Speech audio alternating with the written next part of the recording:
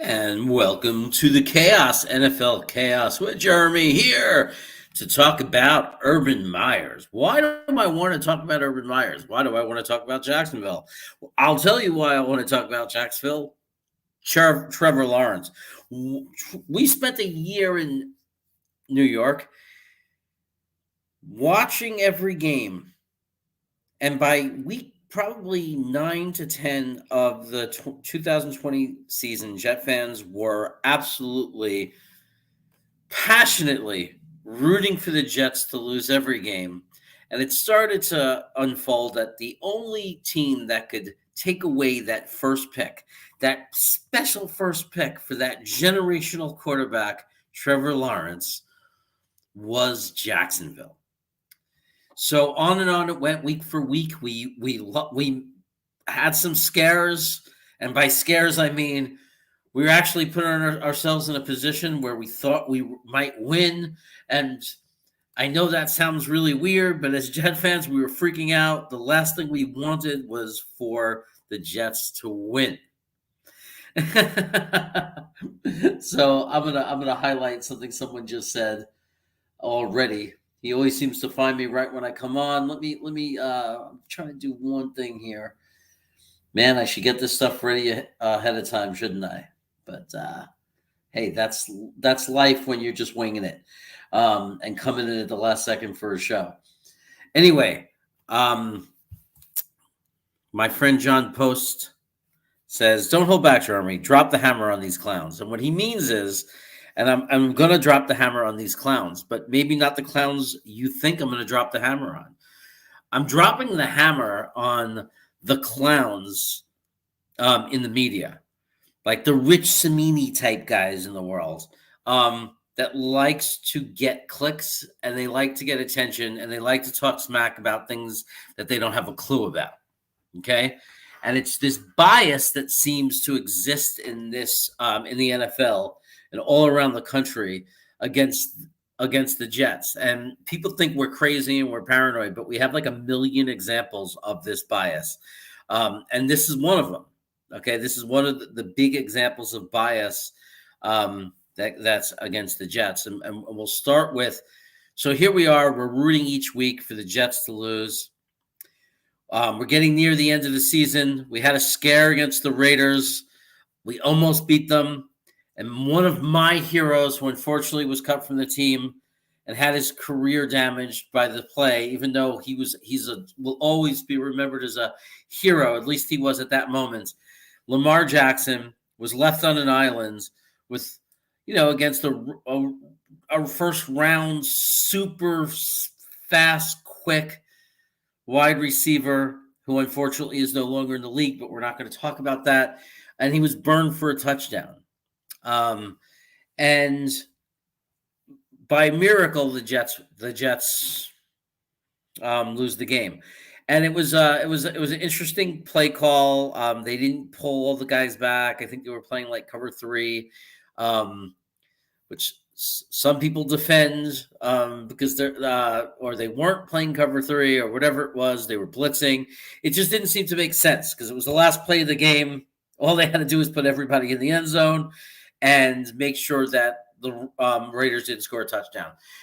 Some people were even suspicious it was done on purpose. But that aside, that win pretty much ended the Trevor Lawrence to New York Jets. But before that happens, this is a good point to make before I go into this. The reason Pure Adrenaline Fantasy Sports, John Post, is not one of those people in the chat that end up saying, "Darn it, I missed it. I always miss you, Jeremy."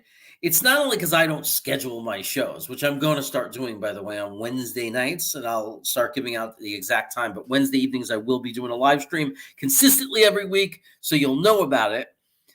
But as you can see, I don't have to schedule them in advance for you to know about them because, as you can see right up here from Pure Adrenaline Fantasy Sports, he hits the notification bell. Ding, ding, ding.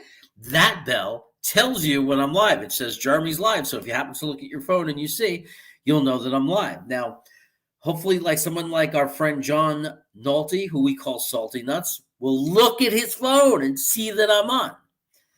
But looks like, why do I get the spammers? Like, I don't understand that.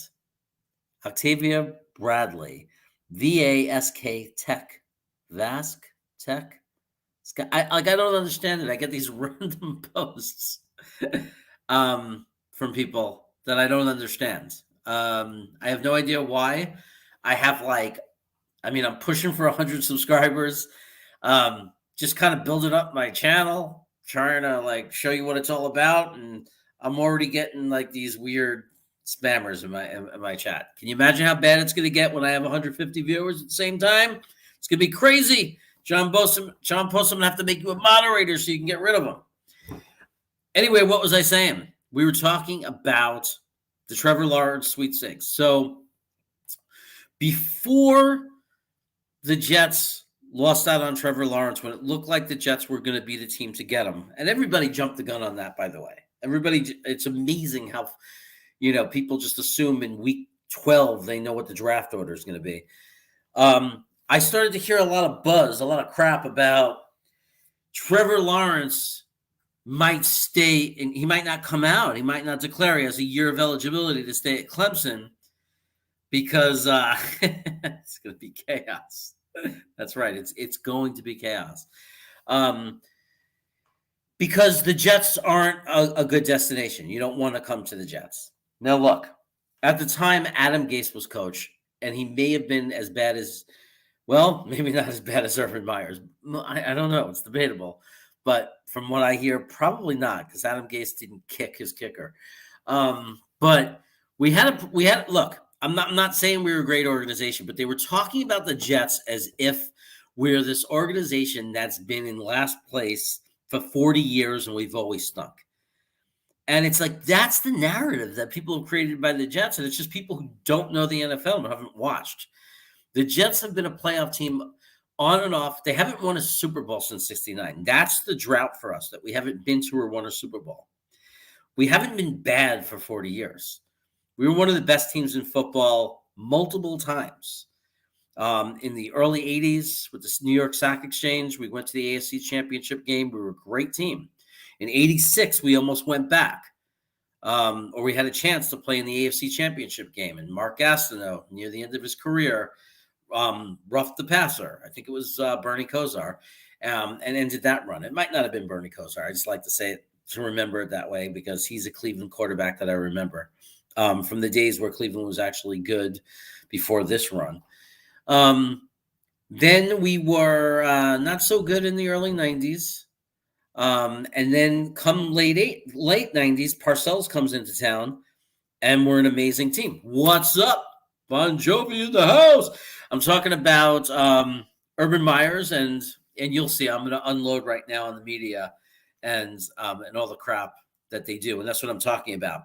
So anyway, we had great runs. 2004, we beat San Diego in the playoffs. 2000, everybody knows, 10 and 11, we were in the AFC Championship game. We were a competitive team. We're not a joke organization. Then even into 2015, we were making a run, right? But we haven't been in the playoffs for a while. Things went to crap. Gase came, the whole thing. But we are the New York market. And to sit there and say that Trevor Lawrence shouldn't come to us, the media was, and should stay in school, the media was brewing such an ugly narrative, okay? Look, the way the NFL works is if you're one of the bottom teams, you get the better player to help rebuild your organization. That's what keeps parity and gives hope to the bad teams in the NFL, the weaker teams, to eventually get good. We all know that. We all know that's how the draft works, right? So to sit there and create this narrative that Trevor Lawrence should stay in school and avoid going to the Jets, for what? What would have happened? Even if the Jets would have been the number one pick and he goes back to school, what's going to happen the next year? Rich Cimini, schmuck, putz. He's going to go to Houston, or he's going to go to Jacksonville, or maybe even the Jets, because we couldn't get the quarterback we wanted, right? What was going to happen? You wanted the chaos. You want me to unload? I'll unload. What was going to happen? He was going to go somewhere great? You thought Jacksonville was better? 1-15? Did you think it was better when they hired Urban Myers, who brought Tim Tebow into camp? A guy who's never played a down as an NFL tight end, hasn't played 9 years. You're going to bring him in as a tight end and take up a spot for some young guy out of college who may have wanted to try out for that spot. And you know how many times a guy comes, walks on, and makes a team? Wayne Corbett, the guy from Philadelphia in the movie. They made a movie about him. Came from his own neighborhood. But you took that opportunity away, right? And then what did they do? Before that, these morons, after they took Trevor Lawrence, do you think they gave him an offensive lineman? Do you think they took the best tackle? Do you think they went and did that and built up their pathetic offensive line, this 1-15 team? Maybe they had a defensive end. Maybe they had a cornerback. Do something to build a team around this guy? No, what do? They take a running back. A 1-15 team takes a running back in the first round, and their fans are cheering for it like it was a smart move. Are you kidding me? Are we really? I mean, that's the management you're going to decide to support for your team. And I don't mean to put down all Jacksonville fans. Plenty of them were pissed off because plenty of them are like us. And they're smart. And they've watched football long enough. And I'm not saying it because Etienne got hurt. I'm not criticizing him because Travis Etienne wasn't a great college quarterback and may not be a superstar in the NFL when he gets healthy. Nothing to do with that. You're a 1-15 team. You don't take a running back. You just took your franchise quarterback. You take a left tackle. If you have a good left tackle, you take a right tackle. You build a wall. You don't take a running back when you have Robinson. You have a decent running back. You have a running back. You have a running back that can rush for 1,000 yards. Why would you take a running back? Of all the things to do to Trevor Lawrence, and I'm mad because I like Clemson, and I watch Trevor Lawrence every week, and I like him, and he deserves better than that. And the fact that you attacked our Jets and said that we were the awful situation, but no one said a word when we went into Jacksonville. No one said a word when they hired Urban Myers, a guy that was practically kicked out of college, kicked out of that league. A guy who has no loyalty, had no loyalty to any team he ever coached. That was what he wanted for Trevor Lawrence, right? That's what was better for him. To create all this mess and distraction and hoopla with Tim Tebow in camp, right? And then what did you do to Travis Etienne when he got into camp and OTAs? Right away, you start using him at wide receiver. You're going to start playing games like you're smarter than every NFL coach. You're going to take this running back and you're going to try to turn him into a wide receiver now, right? That was the plan. Because when the year when they went further in practice, he was no longer trying to be a wide receiver. What was that, experiment, a decoy? You're playing games now? You had a running back. You get a good wide receiver in the second, third round. You build around the guys you already have. Fine. But you got to take a tackle there. Right? You got to start building a defense. You got to start building the core of a team. That's what you need to do when you're 1-15. You don't take a luxury pick. So if you're a fan of Pittsburgh, don't think I'm criticizing the Steelers. The Steelers are an organization that have earned the right to take a running back in the first round. Because the Steelers have proven that they can build a team. They've built a team through the draft. They've done it before. They have good players. They're not a 1-15 team. The Steelers showed that they can go into the third round and get themselves a center. They showed they have the brains that knows what's going on to build it. They've done it over the years. They haven't had a losing season in 15 years? Since Tomlin 2007? But you're going to come in and they're going to bring in Urban Myers and now take a running back when you were 1-15 when that's not even a weakness on your team. The only good thing you had was a running back. You're going to take a rookie running back? That's going to help Trevor Lawrence in his rookie year? Give me a break. But the Jets are the team that he doesn't want to go to, right? The Jets are the bad situation. And everybody wants to say Zach is in a bad situation. Zach's in a bad situation. Let me tell you something about Zach Wilson. He's in a great situation, okay? He's being thrown in to one of the most complex systems there is. When he learns this system, he'll be able to run any offense in the NFL forever, okay? He's learning to stay in the pocket. Everything that he isn't strong in is what they're working on. because that's what a smart organization does. And I don't care what people say in the short term. You could jump on them and say they're awful and they're horrible. You're sleeping and you don't know what you're talking about. You don't recognize what a long-term plan is. That's the problem. But don't tell me that he should have stayed in school, Trevor Lawrence, to avoid being a Jet. But then everybody was hunky-dory when he went to Jacksonville. Real good. How's it looking now?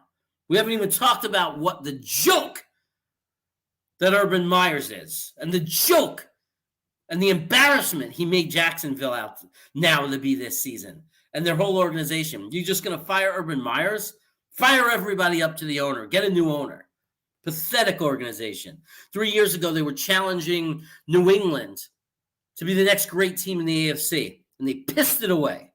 And it's pathetic. And I'd be pissed if I was a Jacksonville fan. I wouldn't be pissed at a guy like me talking about it. I'd be pissed if I was a fan at your management for doing that to you. You deserve better, just like Jet fans deserve better. Just like all fans deserve better for staying loyal to their team. Yeah, Tom, I know. They took a running back. That's when you knew. Absolutely, that's when you knew. Certain things. And to me, we're the best at knowing it because we're Jet fans. So we know what it's like and what it looks like when an organization is about to go to shit. Believe me, nobody knows better what it looks like when an organization is about to go to shit than a New York Jet fan. Okay? But believe me, we got the freaking ownership on that rights. We got the papers on that. Okay? So let me give you another example of knowing an organization is going to shit. And half the Jets fan base didn't seem to know this, but I knew this. Green Bean knew this. Tom Bon Jovi knew it. When John Post knew it. When the Carolina Panthers, with this so-called great coach, Matt Rule, and Joe Brady, this brilliant genius that we almost hired as head coach, who's never won a game in the NFL that I know of in that position as an offensive coordinator up until that point. Hadn't done NFL, college, right? These were geniuses for some reason, right? All ranked above Saleh. Saleh's a nobody. He's a nothing. This is the guy that everybody loves. These are the two, right? The masterminds who've done nothing in the NFL. But yet they've been anointed, right? And then what do? They go out and they trade a second-round pick and a fourth round? I think so. A fourth round, too. For Sam Darnold.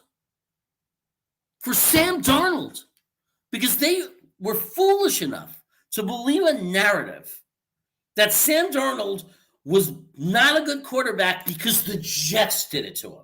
Right, the Jets made it that he wasn't a good quarterback. Deshaun Watson, no one says he's not a good quarterback. Did he have a good team around him? Wake up. Sam Darnold was ruined by the Jets. Did the Jets help Sam Darnold? No. Could, in the right situation, Sam Darnold survived as a starting quarterback in the league? Maybe. Belichick can make anybody, right? Matt Cassell had a year where they made the playoffs and looked like a real quarterback under Belichick. Fine. You put the right team around anyone, maybe they look that way. But don't sit there and tell me that Sam Darnold, who was the 32nd ranked, 31st ranked quarterback, the worst quarterback in the league in 2020, is your answer at quarterback. People believed he was going to go down there and be great. It was unbelievable to me. And I said, I just lost all respect for Carolina. I know everything I need to know about that team. Everything I needed to know. Because they just traded a second round pick for Sam Darnold. And to make it worse, they took Bridgewater, who was already traded away by the Jets because of Sam Darnold, and they traded him and got a 6th round pick. He's better than Sam Darnold. He's better. And they traded him for a 6th round pick after trading a 2nd and a 4th for Darnold. This is the organization, Carolina, that you're going to believe in? This is who the media fell in love? They were darlings of the media. The Carolina Panthers. Darlings. They were going to save Sam Darnold, the quarterback that the Jets almost ruined. Right? The quarterback that throws the ball to the other team and just chucks it up in the air. That's who he was. But you don't see the media beating up them. Right? Urban Myers makes a joke at Jacksonville. Sam Darnold, Carolina, Matt Rule, Joe Brady gets fired, embarrassment, makes a joke out of Carolina. But who does the media pick on every time? Who's the joke? It's always the Jets. We're sticking to a plan. Our coach doesn't embarrass himself. He doesn't. People will say, oh, he's a hypocrite. He's lying to us. What is he supposed to do in press conferences? The things that people pick at him for are unbelievable. Yeah, maybe he should just open up the playbook and show it to the press. That's what people are mad at. He was dishonest about a strategy or something. I've actually heard people complain about that. Like, oh, he said he really liked someone in camp and then didn't play him. Well, if you're trying to trade someone possibly, you don't act like you love them, or you act like you love them. If you don't want to trade someone, I mean, it's like you play mind games, right? If he ends up trading Mims and people say, oh, he said he believed in Mims. No, stupid. If he said he didn't believe in Mims, if you said Mims was horrible, no one's going to give us anyone for him. So we don't know if they like Mims or not. And he's not a liar. You're not supposed to get mad as a Jet fan if he was to trade Mims. Maybe he means it. Maybe he loves Mims. Maybe he doesn't love Mims. But if you're believing what they say at those press conferences and you don't know, wink, wink, that sometimes they say things to build up trade value, to build up interest. Like everybody's acting like do we really know if they knew Sam Darnold was good or not, the Jets? They said, oh, we love him, he's great, but this would be best for the organization. We don't know if it was real. Behind closed doors, they may have said, there's no way we're going to win with this guy. They watched him for 3 years. I watched him on TV and knew there's no way we were going to win with that guy. I like him personally. Everybody gets so offended. No, it has nothing to do with Sam the person. Just wasn't a good enough quarterback. It was clear. There were plenty of games, plenty of plays where he was tons of time standing back there with an open guy running across the field, and he threw it 30 yards down the field into the defender's arms. So many times. And each time he'd do it, my friend that I would text would say, it's the team, bro. He's good. I was like, he's good. Did you just watch that play? He sucks. My God. Anyway, what do you have to say? I was shocked when they took a running back. Knew they were doomed from that point on. Yeah. They were also hard. What would you say? Is Urban Myers also known to be a racist? You got to tell me that story. I believe me, it wouldn't shock me. Watching that clown, because anybody who kicks somebody and thinks that that's okay and then threatens them if they say anything is obviously a low life character. So there's nothing that's hard to believe about them at all.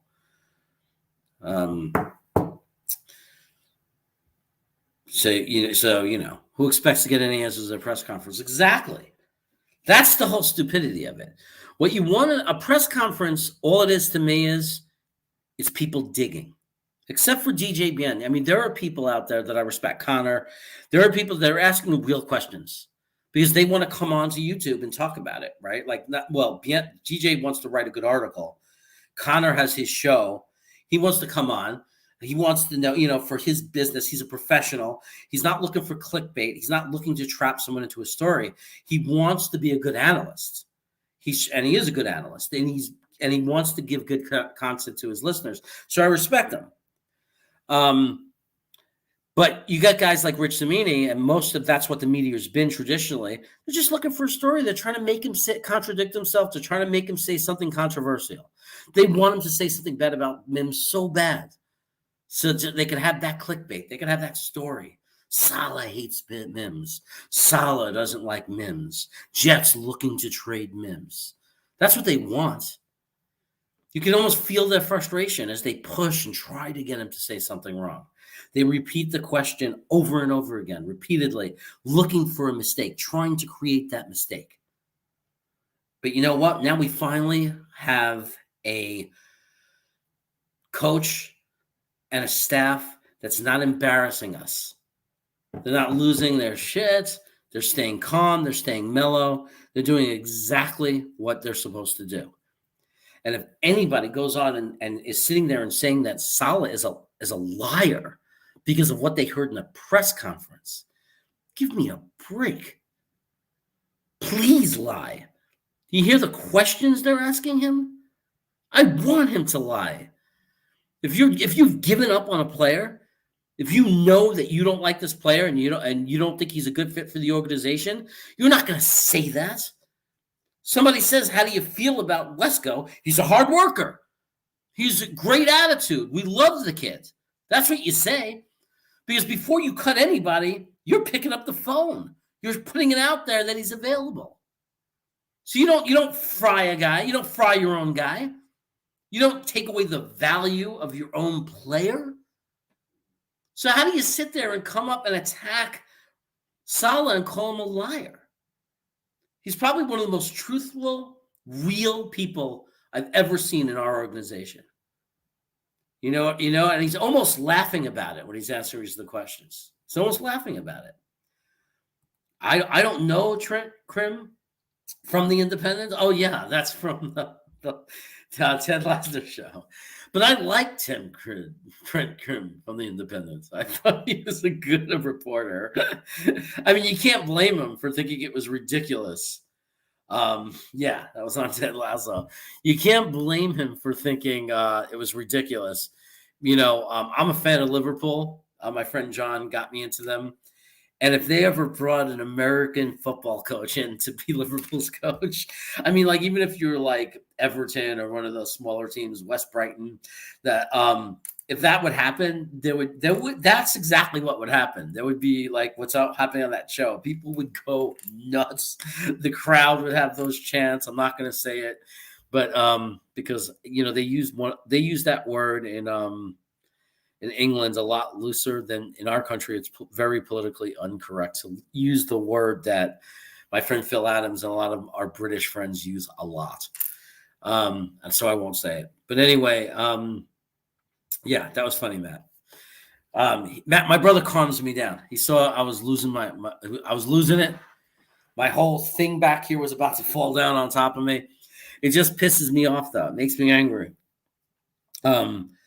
When I feel like the entire media picks on our team. Like, it's like bad enough that we're losing. It's bad enough that we've waited this long. If you want to do a story on us, how about loyalty?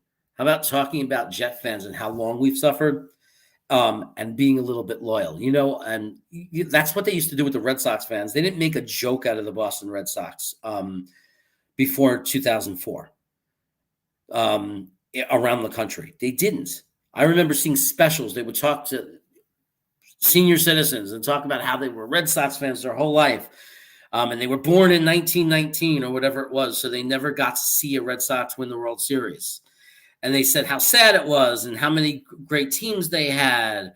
And my brother's a Yankee fan, so he's not going to be nice when I talk about the Red Sox. But my point is, Matthew, is that they didn't vilify the Red Sox.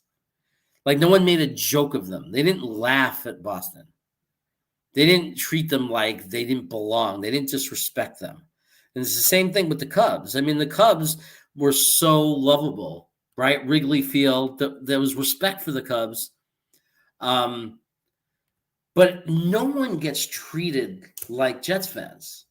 I mean, by the media. And it's just this. They beat up our team. They give no credit to the fans for staying loyal, for being great fans. And we have one of the most passionate, loyal fan bases. And my brother will now say, except for the 15 times you said you're never watching this team again and they suck, which I can't deny. It's happened. But the next week I'm back watching, in my defense. But it's just absolutely crazy that when we're finally looking like we're going to get the first round pick and we're going to get a generational talent, the media comes in and look what they try to do. They try to sabotage it. They did everything they could to create that. To create the won't go to the Jets, shouldn't go to the Jets. I mean, what a way to interfere with the purity of the way football was designed. And then where does he go? He goes to Jacksonville. And when you see one of those people, I want to see one person take accountability. I want to see one person who said what a horrible thing it was for Trevor Lawrence to go to the Jets and now eat their words and say, I was wrong. I'm embarrassed because the Jets situation is a million times better than the guy who went to Jacksonville, Trevor Lawrence. That Zach Wilson, whether he's a bust or not, and whether the plan even works or not, is a better situation because at least we are an organization of professionals. At least we have real, true people running the organization with a real plan. Drafting and building from the draft and drafting offensive linemen and drafting a great receiver and a running back. And now we're going to move in and you'll see we'll grab a tight end and building through the draft and building a young team and having them learn and grow together. What better situation is than that for a quarterback? I mean, obviously, Mac Jones is not complaining about going into a team like New England. But don't tell me that going into a team like Jacksonville, who proved that they're not a real organization, who proved they're not an organization that emulates organizations like the Steelers, like the Patriots, organizations that stay competitive. Seattle for the past 10 years before they made that stupid Jamal Adams trade, but everything else that they did to build up their team. Jacksonville doesn't look like that. That's not what they did. What have they done? They stripped their team. They were inches away from the AFC Championship game a couple of years ago. They had a great defense. They had everything going for them. And what did they do? They fell apart. They traded guys away. Then, after picking this generational quarterback, they were in a position where they also had another first-round pick and a second-round pick right behind it, like the 33rd pick. They had two great picks. And what did they do? They took a running back, even though they have a running back that's good. That is the dumbest thing ever. And they said that we were a bad fit for Trevor Lawrence. We were a bad fit. What did we do? We were the team that took a left tackle last year with our first-round pick in 2020. We were the team that after trading for Zach Wilson, went out and traded up and took ABT and started to build a wall. That's who we are. That's what we did. We're not the 2015 Jets. We're not the 2016, the 2017, the 2013. That's not the Jets we are. When you have a different general manager and a different coach, you're a different organization. Why are you talking about us like we're the team in 2013 that was falling off a cliff? That's not who we are. You're telling me that's the best we can do? The NFL Network, ESPN, all the major networks, all these people that are allowed to have a press pass. Frankie from Flatbush is not allowed to have a press pass, but you'll give a press pass to these clowns? These clowns that don't know that it's apples and oranges, that you can't compare the 2014 Jets to the 2021 Jets? That was a completely different front office that you know nothing about, but you sit there and you're going to talk about whether or not Trevor Lawrence is going into a good situation or not. You don't know. I don't know. I didn't know. I knew I liked Joe Douglas so far. I knew he hired a real human being when he hired Saleh. You could see that when you looked at the reaction of every player in the NFL. Everybody in the NFL knew that Saleh's a great guy. Is he going to be a great coach? We don't know. But at least he's a human. At least he's a person you can respect. At least he's a person players respect and coaches respect. Not Urban Myers. This clown who's not just an embarrassment to Jacksonville, he's an embarrassment to the NFL. He's an embarrassment to the sport that we love, that we invest hours of our life, countless hours. You're not just a Jet fan, you're an NFL fan. We support this league. Those billions of dollars comes from people like us. And that's what you give us, Urban Myers, and that's who the media supported in the beginning and built up? Give me a break. But you're going to stick your dirty hands in our business and sit there and say that we're not a good situation for Trevor Lawrence and he should stay at Clemson. Wait for 3 years and look how more stupid you look. Yeah, it's going to take time. And if you're laughing at that I say wait 3 years, 3 years, that's because that's what it takes to do it the right way. to sustain a winning organization, it takes time. You don't go out and spend. Everybody's saying Joe Douglas is cheap. What a stupid take. I'm sorry if that offends anybody that listens to this because you've said that. Let me educate you. There's something called a salary cap. Every owner in this league makes ridiculous money.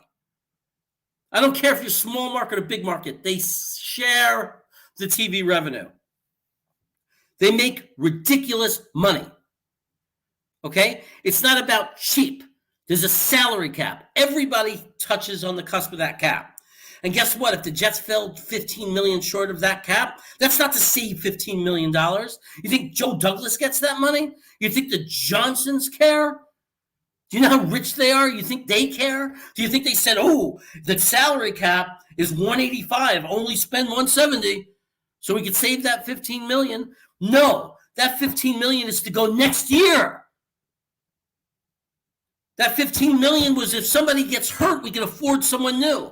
That saving that salary cap money is why we were able to sign Mosley or Morgan Moses. We were able to sign a tackle. What would we do if we didn't have that money to sign him? What would we do?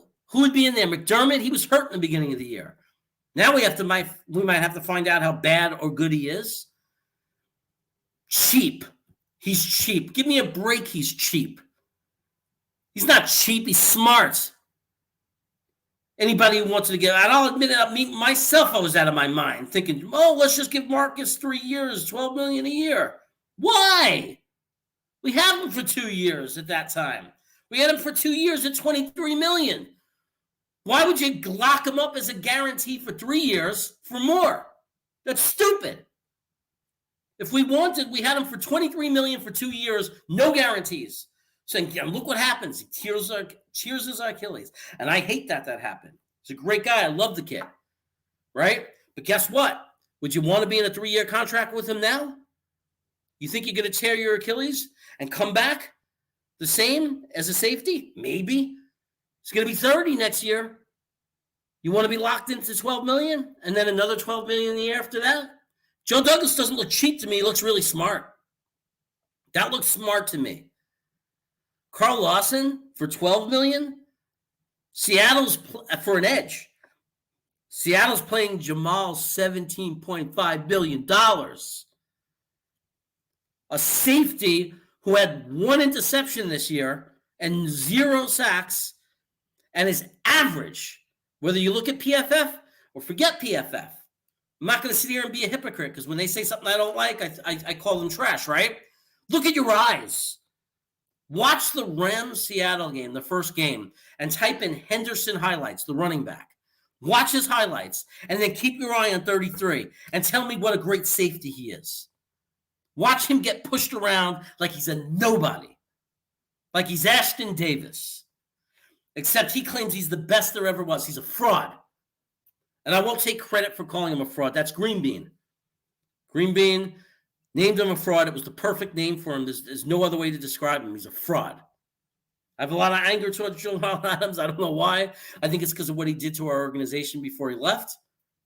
So I'm a little bitter about it. But you know what? He helped us get incredible draft capital, right? We got ABT. Thank you, Jamal Adams.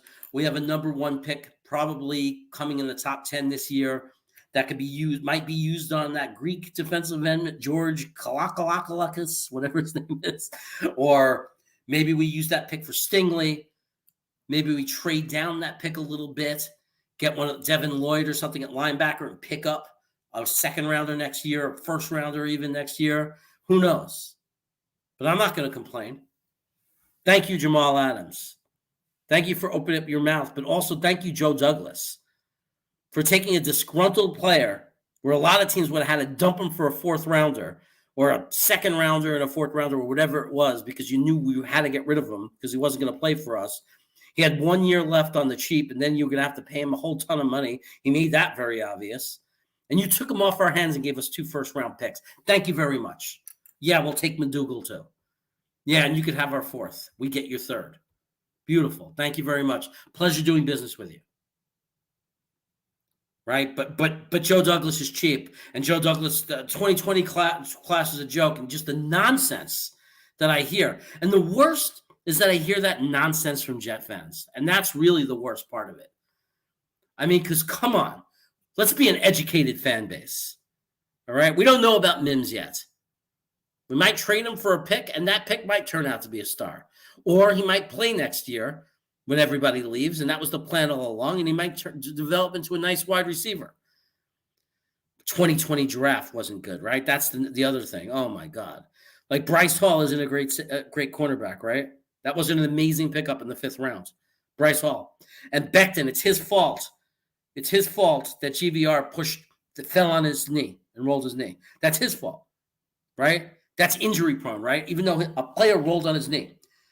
Any other offensive lineman, right? If they were lighter and wasn't as heavy, magically their knee wouldn't have gotten hurt, right?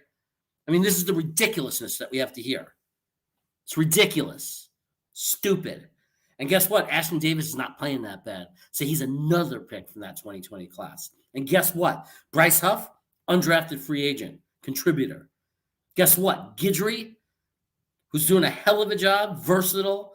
He's not a great player, but he's a solid guy that we've been able to use on the boundary when Eccles got hurt. He's been okay in the slot, not amazing, but really good enough. Really a good player you could trust. You could bring him in on the dime. Trust him. He's decent. Makes good tackles. But Joe Douglas sucks, right? And Joe Douglas is cheap. No, Joe Douglas is smart. You know who we're going to pay?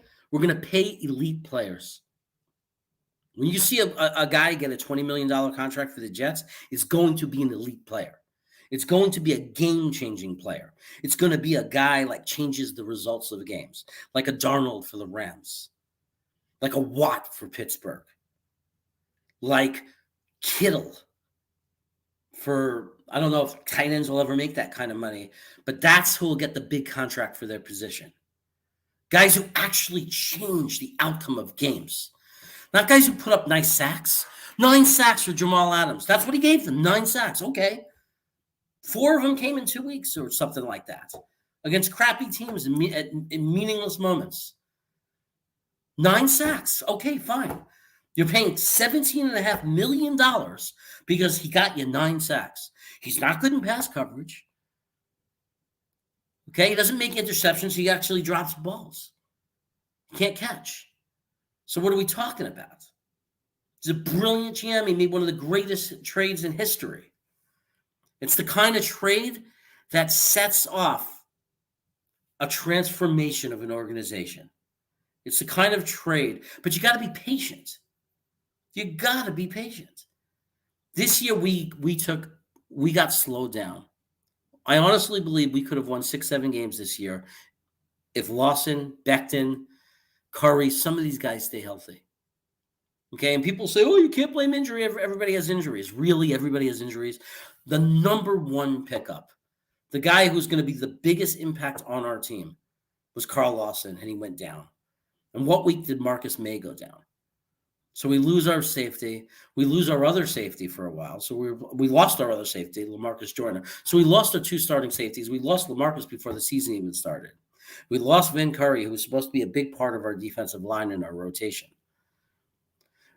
Game 2 or whatever it is, Becton goes down. We lose our left tackle, a guy who looked like he's going to develop into a Pro Bowler, a guy who had moments last year where he looked like as dominant as any left tackle I've ever seen on the Jets. At moments. But in a rookie year, that's what you want to see. We lose all of that. We've lost our quarterback for a few weeks. We've lost our receivers on and off. We're just decimated with injuries week after week after week. So we're only going to win 4 games, maybe 5, maybe only 3. And that slows down our growth because we thought 6 or 7, and then we could hope for 9, 10 next year. And it's not going to go like that. We'll be happy, and we should be happy if we win 7, 8 games next year because we're going to have 6 starters that are rookies next year because that's the kind of draft we're set up to have. Unless Douglas consolidates them and trades up, we're going to have 6 – we're going to have like 8 guys to 10 guys that contribute. Okay. But we have 6 possible starters that will be rookies next year. Okay. If we take if we take edge and cornerback in the first round, for example, they're going to start. If we take a tight end in the second round, they're starting. Maybe even later, third round, McBride or something like that, if he lasted that long, right? So we're starting whatever tight end we take, most likely. Second round, let's say we take a linebacker, starting. If it's Christian Harris from Alabama, starting. Going to start. You know who's going to start? Everybody forgets this one. If we draft a kicker in the last round, right? Or like in later on, like a Cade York, it'll be a rookie. So that's another possibility of a rookie starter. If we pick a safety, good chance they'll start. If we pick them in the first few rounds. So we might have as many as 6 starting rookies next year. And we may have more than that are contributors on our team, real key people we're counting on to contribute. So are we going to win 7-8 games? Probably not. Right? It's not looking like we will. It'll be hard to take that, but I mean, actually 8 or 9 games, we could win 6 or 7 next year. Okay, but it's going to be a hard fight because we're going to have to go through the same process of young guys making mistakes. The one thing that we won't have to go through is a rookie head coach, a rookie offensive coordinator. Like, we won't have to go through that. And we're going to have a bunch of young players who now have a year of experience under their belts and a couple of others that have 2 years of experience under their belt.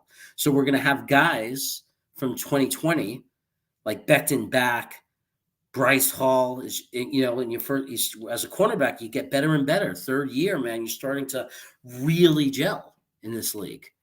If you look back at the careers of other great cornerbacks, will he be a great lockdown CB1? I don't know.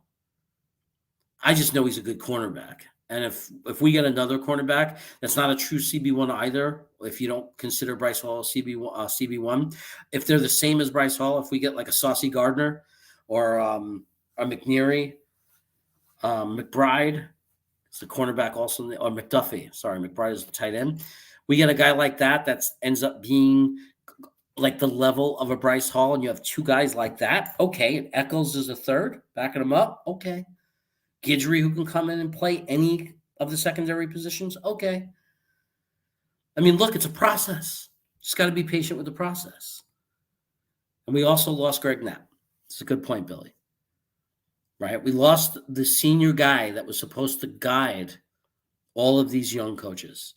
These young coaches who were coming in brand new. And we lose the person who was brought in specifically to be like the father of the locker room, the experience of the locker room. And we lose him. And that was a big loss. And it's unfortunate for his family and as a person, and it's unfortunate. And it's also a loss, as a talent for the organization, as a coach that we needed. So we took a lot of losses, and it stepped us back. I think we could have won 5 or 6 games if things would have went differently with the injuries.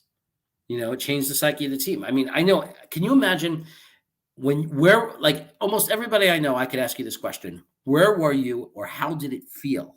How did it feel when you first found out that Carl Lawson was out for the season?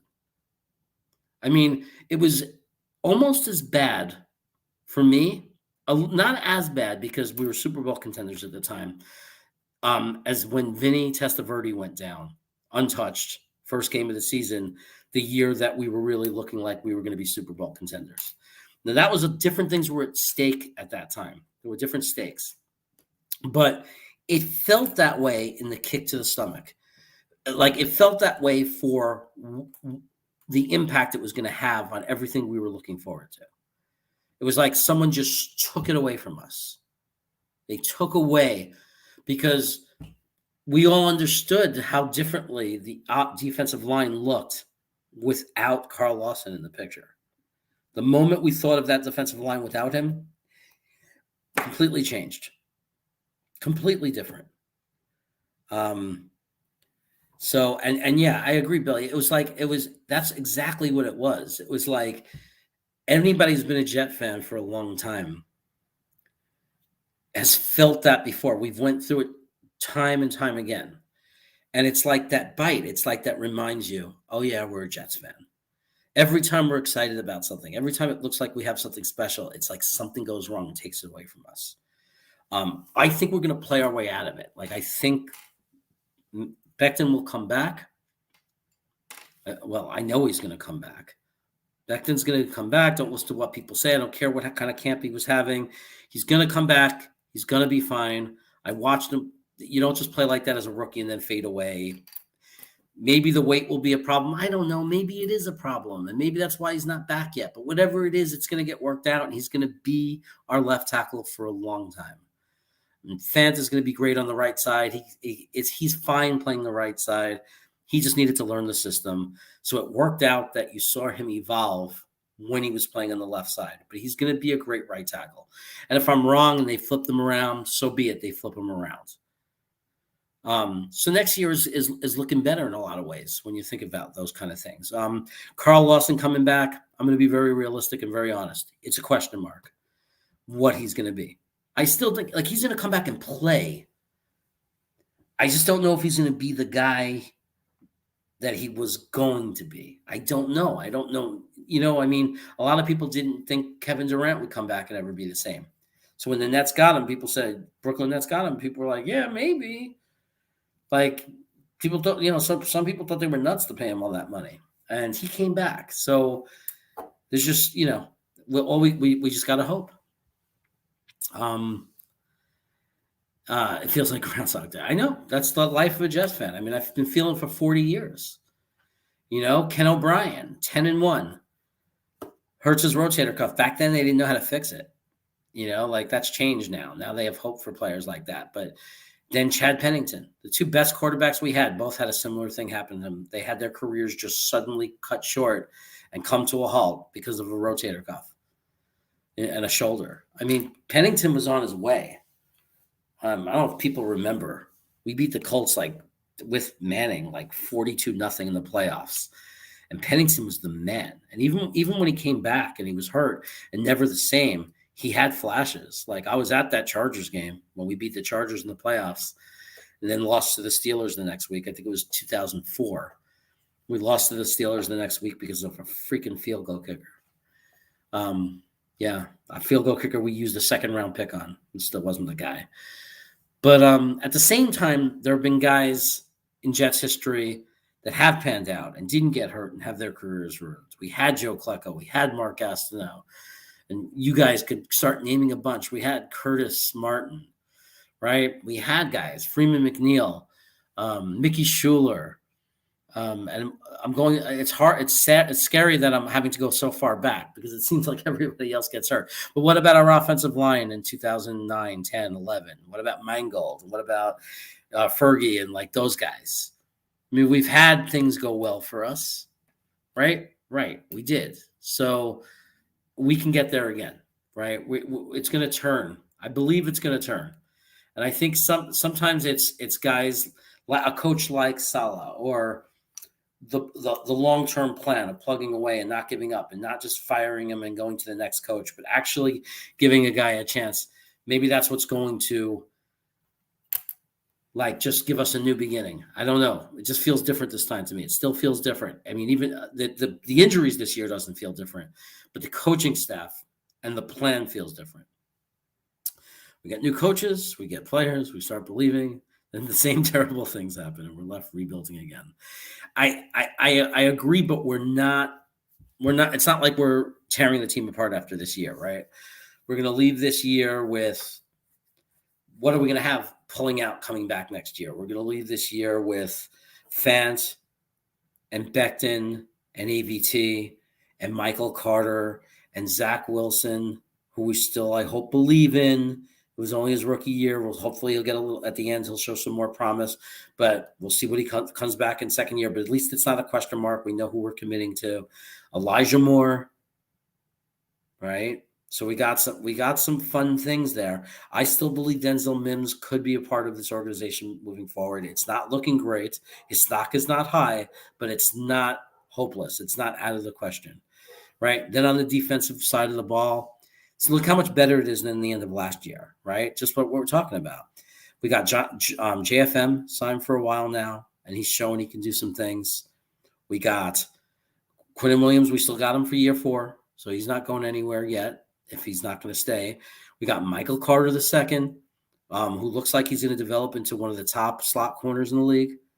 We got Bryce Hall, who's so much better than last year. I mean, he was showed some promise as a rookie, but he also showed some, big concerns. We didn't know what he was going to be. He looks like he's definitely a starting cornerback. We'll find out if he's a CB1 or a CB2. He still has a lot to prove. We'll see if he hit his ceiling or not, or if he still has a lot more to grow. We know that we have some depth in Guidry and Eccles. We don't know if they're the start. We don't know that Eccles will ever be a starter. For sure. We don't know for a fact he won't, but what we do know is that he's a decent guy to have on your team. He's a guy who can come in and do some things and keep, and be reasonable and not be just an incredible void or hole. Ashton Davis looks like he's playing okay and might develop. Quincy Adams he's a little bit of a question mark. He's a little inconsistent, but he's young, and it maybe, and he just came in at the last second and has been learning the system. Maybe give him a full year, more coaching, and who knows, maybe Quincy Adams is going to be a really good player for us. So you can see we're coming into next year in a lot better shape than we came in this year. And we have 2 number 1 picks, 2 number 2 picks, a number 3 pick. I mean, so we have a lot of draft capital with a GM that I believe is good at finding talent. If you ask me, I trust him in the mid rounds. I think he can get good players there too. Yeah, I would love it, Billy. That's what I'm hoping for, Billy. I just want to see him do some good things.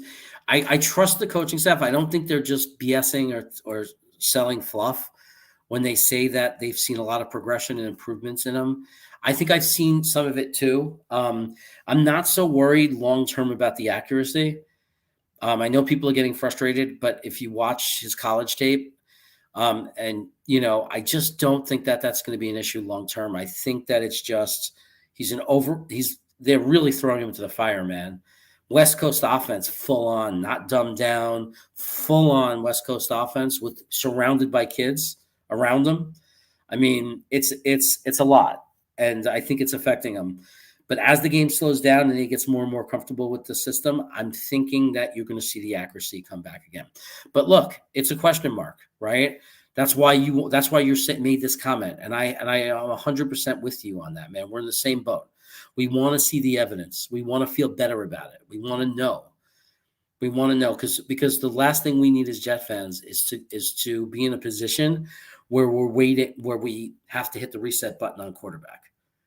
I still think that the worst case scenario is it's not like with Sam Darnold. I think the worst case scenario is it's going to hurt and it's going to suck if Wilson's not the guy.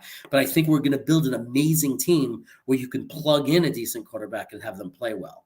We saw a little bit of that when it didn't matter who we played at quarterback. We saw them doing okay. None of them good enough to win a Super Bowl maybe, but what happens when the team around them is much better?